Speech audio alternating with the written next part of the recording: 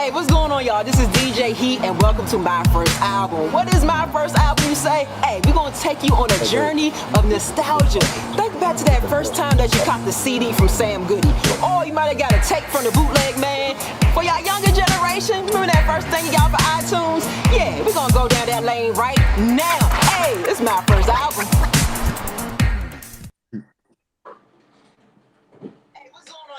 Oh, hold on. I should turn that off. Let me stop.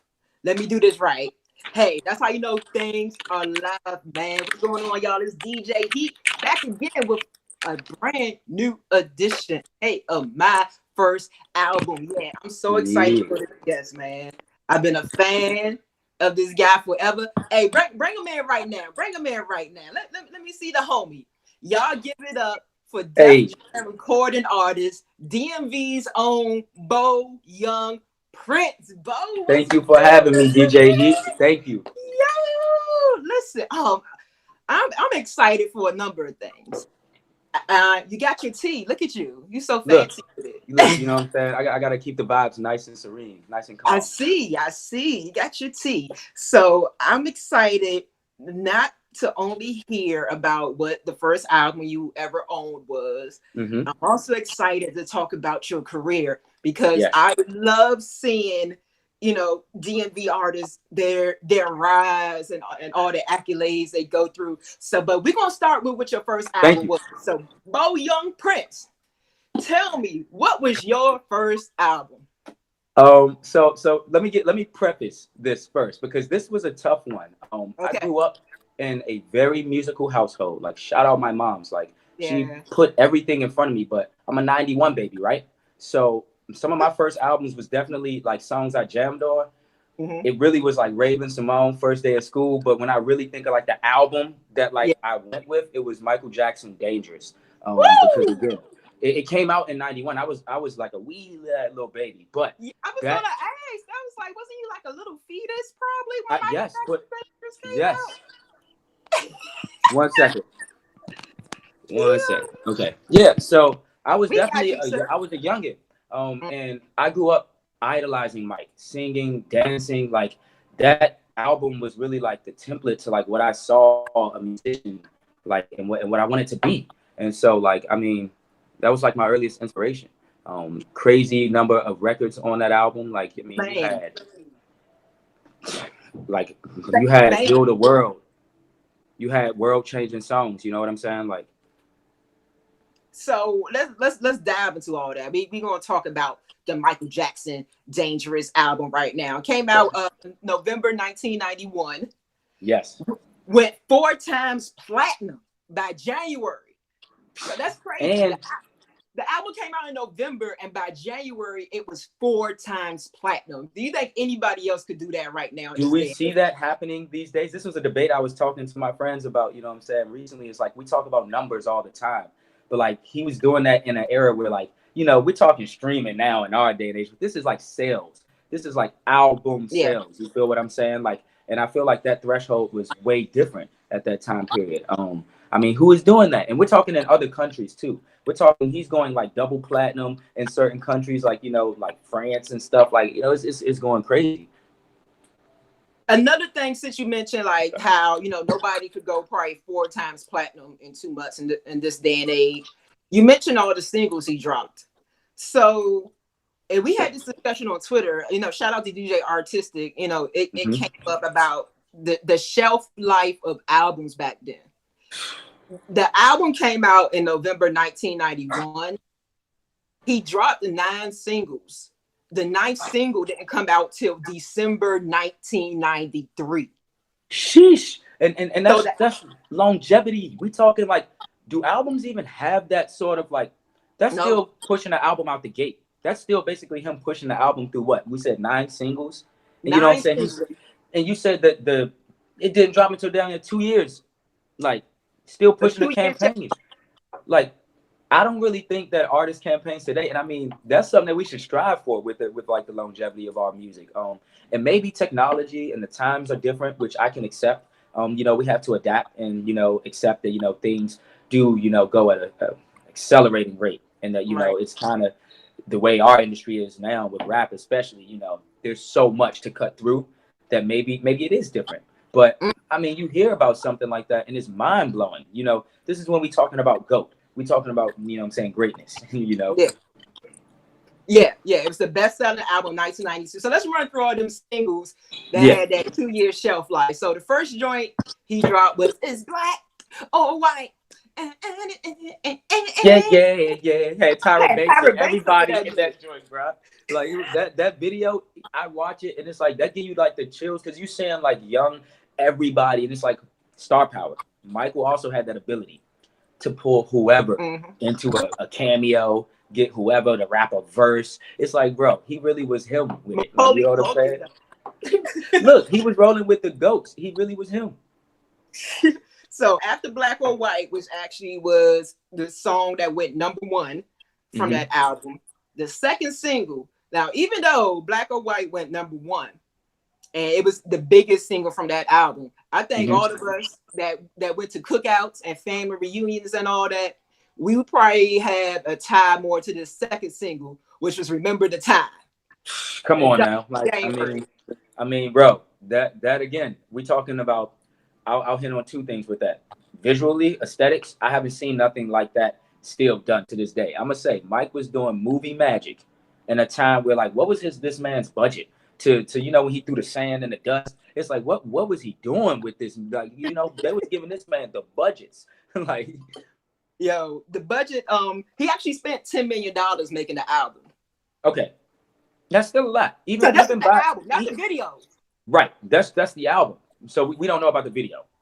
No, we just know the album itself cost $10 million. So who knows how much the other joints cost? Yeah, if they put that up behind the album, we know that they definitely did. I mean, that was a miniature movie, and again, one of the reasons I'm influenced by that is I love like artists who drop like miniature like pictures with their videos. It's not necessarily just like me rapping a track and things like that. It's kind of movie and like an element to that gives it that kind of cinematic vibe, you know. Indeed. Shout out to DJ Bree Mafia checking in on the chat. Also, yes, sir. What's up, Bree? Britt Waters, she checking in on the YouTube chat as well. She said that Tyra Banks is a GOAT. Tyra for being in the Michael Jackson Black or White video. One thing that we definitely got to give props to, especially since the times is something recent. Have you been watching the versus battles? Yes. Oh, bro. I mean, that's kind of like one of the few things to look forward to in life right now. Like, let's be serious. So Teddy Riley battle. So Teddy Riley was one of the co-producers for this album and co-produced darn near pretty much every record, right? Every record. Yo, yeah. It's so what's your feelings on Teddy Riley as far as like how he stamped Michael Jackson by giving Michael a different sound with that New Jack Swing? Yep. I feel like in an artist's career, you have these moments where you have to pull in certain elements that make you better and pull different things out of you. I know that to be true because when I go for a different producer, I want to do a dance record. I want to do a trap record. You know, you want somebody to bring something out of you. And I feel like Teddy giving him a more urban vibe and giving him that real like boom bap, like that New Jack Swing. It's like it elevated his game, and it proves to Mike that, hey, look, I'm not just up here. I'm able to look and see who else is out here as a visionary and work with my sound. And I know who else are the key players, and I know where to go to get that. Mike always was on top of his game with that. That's why you stay on top. He's like a Miles Davis. You evolve with the times. So you need to tap in. You need to tap into, like, you know, I always compare Mike and Miles because like they both use like technology and modern music and they evolved with it instead of fighting it. You know what I'm saying? Like, okay. Look at like Jam. Like Jam was really like that was a record that when you hear that, that's almost a rap record. And Michael is just, it ain't too much. It's just like, bro, you just make you crank out. You know what I'm saying? It just make you want to spaz. Yo, like the whole album, like it definitely is New Jack Swing. Glad that Teddy Riley blessed that album the way he did because it wouldn't be the same. It wouldn't be the same. It definitely would not be the same. So despite Teddy Riley having them sound issues when he went up against Babyface, hey, the man, and I believe he tapped in. I think he tapped in with Babyface for this album too, and the slightest on some songwriting and different elements. And that's another important thing when we're talking about what's going on with the culture now. It was so beautiful to see those two guys on that verses, because you're talking about people who had a say so and a hand in creating some of the greatest works across the board. You know what I'm saying? And we're able to give, you know, a talk about Michael's album right now and talk about their contributions. And it's like, this is still a circular like motion with music, you know? What's your favorite song on the album? I mean, I gotta say it's either Jam or and you're gonna have to forgive me because my memory, I smoke too much weed. It ain't what it is. But I'm gonna say Jam, and then Keep It in the Closet, because for one, that's an underrated Michael hit, and for two, the video with Naomi Campbell, a young Naomi, like model, just like popping on the scene, like in the way he did kind of this like Spanish, like it looked like kind of like an old school picture. It was black and white. Michael had a slick back ponytail, you know what I'm saying? He busting through the windows. I'm like, bro, the silhouette scene gets me every time when he just like killing it. And I'm like, Keep It in the Closet, it gets me moving. And then, you know, Dangerous itself is a good record. I love seeing him perform that one live because he goes crazy whenever he does like Dangerous live. And then maybe Give In to Me is probably like another good one.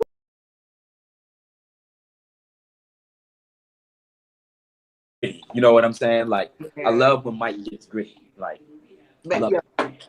In the Closet is definitely my favorite song on the album. I don't know what it is about it.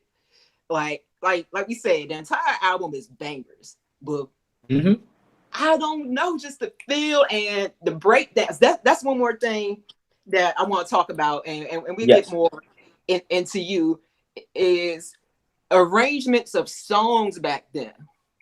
And I feel like that's something I miss now, because songs had so many, like you listening to a song and it goes in a different direction, but it still fits. Or you know, they might throw an instrument here that like, oh, they done added this extra instrument, but this joint sounds nice, right? Yeah, it's different.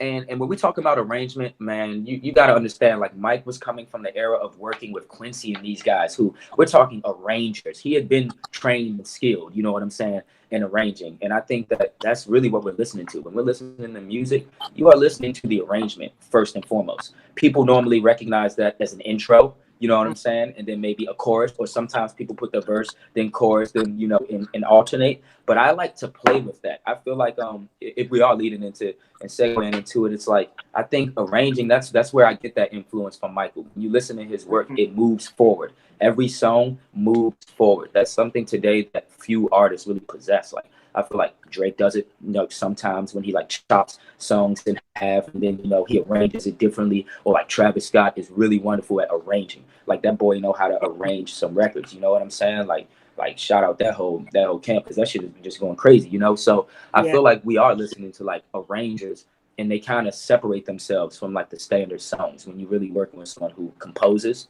arranges. Because that's what I do. I compose and arrange. Like, I don't produce fully, but I always sit there with my records. And I'm like, nope, this needs to go here, there. We need a breakdown. We need a bridge. I know it's not 3 minutes and that's not the standard, but forget that. I want to do a melody. You know what I'm saying? Because I'm not with all of that. Every song need to be 2 minutes. Now they even like 1 minute, 45 seconds. It's like, bro, where is the bridge? We can't even get to the bridge in 1 minute and 45 seconds. There isn't one. The bridge is over. Like, no, I don't think Michael Jackson had a song shorter than like 5 minutes on that album. Yeah. So I mean, and so that's what I'm saying. You're listening to music. You're listening to, you know what I'm saying, like works of art. And I miss that. You know what I'm saying? Like, we don't live in an era where like people jam out on records, or there's like a medley, or there's like even like instrumentation, you know? And that's kind of where we separate the albums that we listen to today. You know, someone like Kendrick really pays attention to arrangement. I mean, he makes musical arrangements look like, whoa, this is a work of art right now. You know what I'm saying? So there's examples out there. Your music knowledge right now is proving to me why you earned your deal on Def Jam.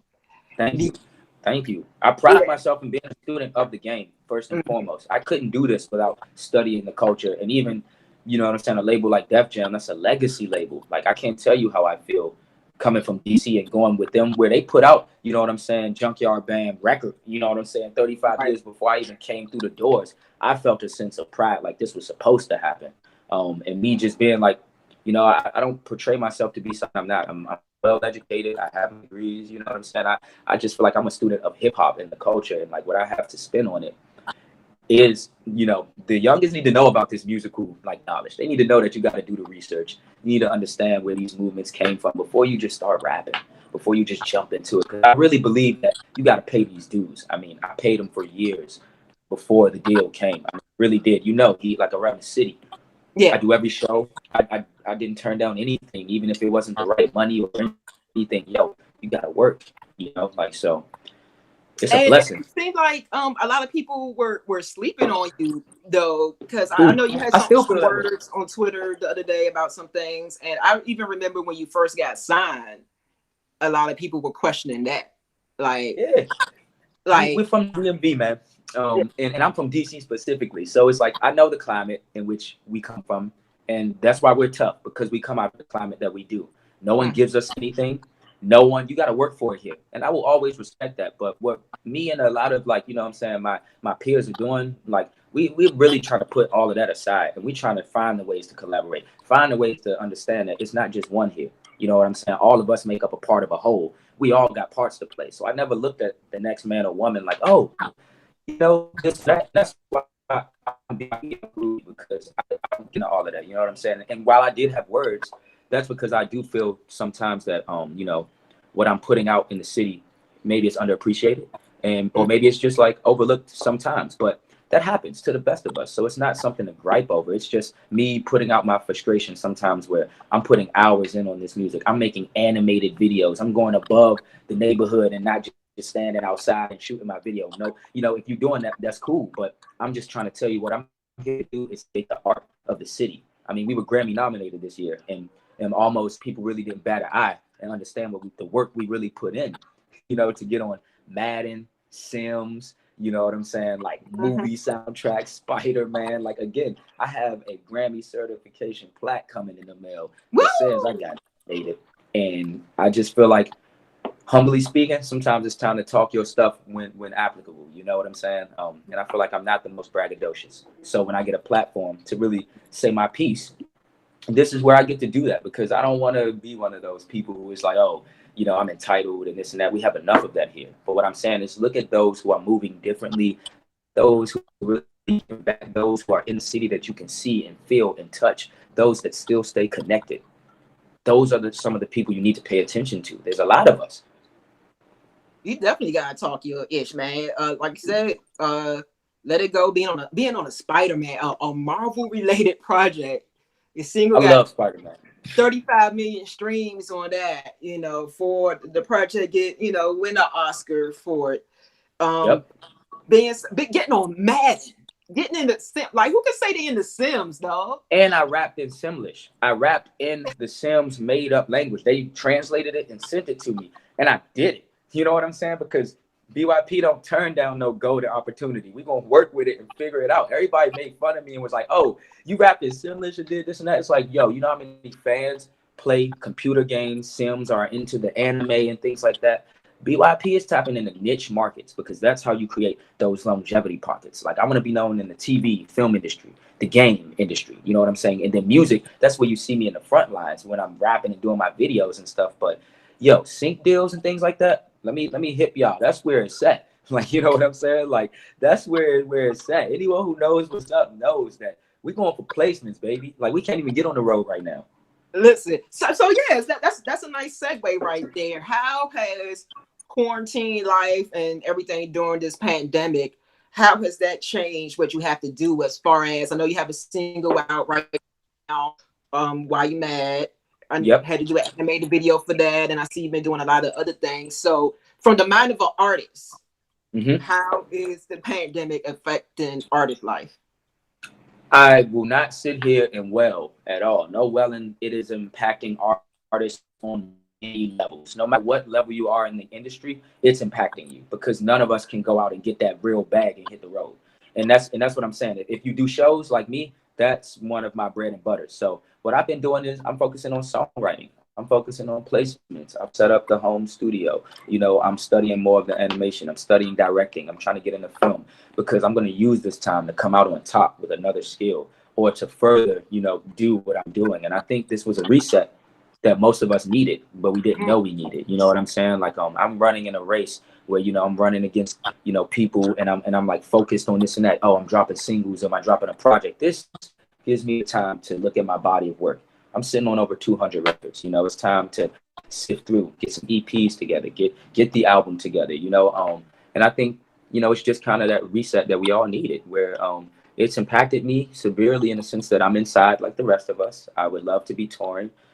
But at the same time, I think it's also given me the same advantage that it's given every single one of us at the same time, which is, hey, we're now doing interviews, quarantine style. Like every other day, I'm hopping on a live, or I'm performing on a live, or I'm interviewing on a live, and we're able to spread ourselves across different mediums a lot more.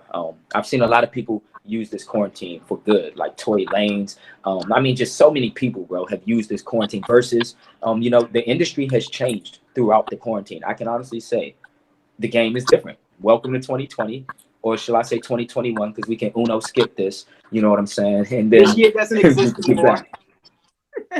Rip it off the calendar. I don't even know. Like, we're talking about our concept of time.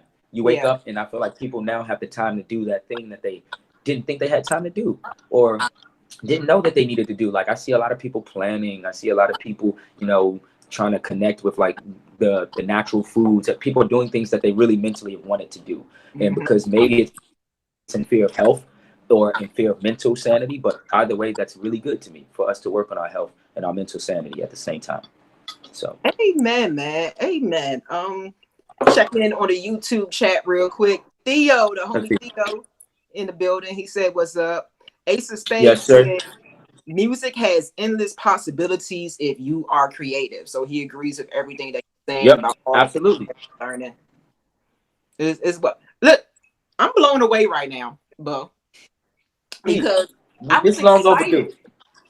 I was excited to talk to you today, and that's why I love doing interviews, to get a deeper insight into a person. And after talking to you, I'm like, big music homies. We could talk music all day.